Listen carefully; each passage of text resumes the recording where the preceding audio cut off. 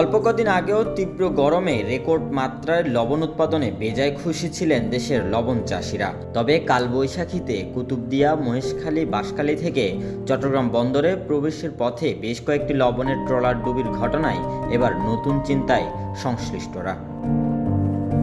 বুধবার সকাল ৮টার দিকে আনোয়ারা উপকূলীয় বঙ্গোপসাগরের বার আউলিয়া ঘাট এলাকায় এই ঘটনা ঘটে। খবর পেয়ে দ্রুত উদ্ধার অভিযানে নামে নৌ পুলিশ ও কোস্টগার্ড। আজকে আমরা জানতে পারছি সকালে ৮টা সাড়ে ৮টার দিকে আমরা জানতে পারছি যে এখানে হঠাৎ কালবৈশাখী ঝড় এসে আপনার কুতুবদিয়া, মহেশখালী এবং বাঁশখালী বিভিন্ন জায়গা থেকে চট্টগ্রাম অভিমুখে লবণ নিয়ে যে বড় ট্রলারগুলা চট্টগ্রামের বন্দরের ভিতরে ঢুকে ওগুলা প্রায় প্রতিদিনই চলাচল করে। আজকে হঠাৎ পূর্ণ জোয়ার এবং কালবৈশাখী ঝড়ের কবলে পড়ে হঠাৎ করে প্রায় 10 থেকে 15টি ট্রলার ডুবে যায়।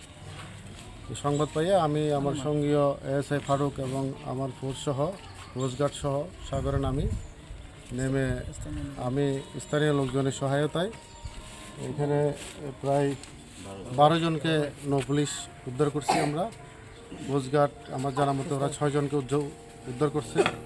স্থানীয় সূত্র জানায়, সকালে কক্সবাজার, কুতুবদিয়া, মহেশখালী ও বাঁশখালী এলাকা থেকে লবণ নিয়ে চট্টগ্রামে যাওয়ার পথে বঙ্গোপসাগরে প্রবল ঝড়, তুফান ও ঢেউয়ে আটকে পড়ে বেশ কয়েকটি ট্রলার। এ সময় তুফানে উল্টে ডুবে যায় লবণবাহী ট্রলার ও ট্রলারে থাকা মাঝি মোল্লারা। খবর পেয়ে ঘটনাস্থলে কোস্টগার্ড ও নৌ পুলিশের উদ্ধার কাজে 30 জন ও 4টি ট্রলার উদ্ধার করা হয়েছে। উদ্ধার হওয়া মাঝি মোল্লারাও সুস্থ আছেন বলে নিশ্চিত করেছে পুলিশ।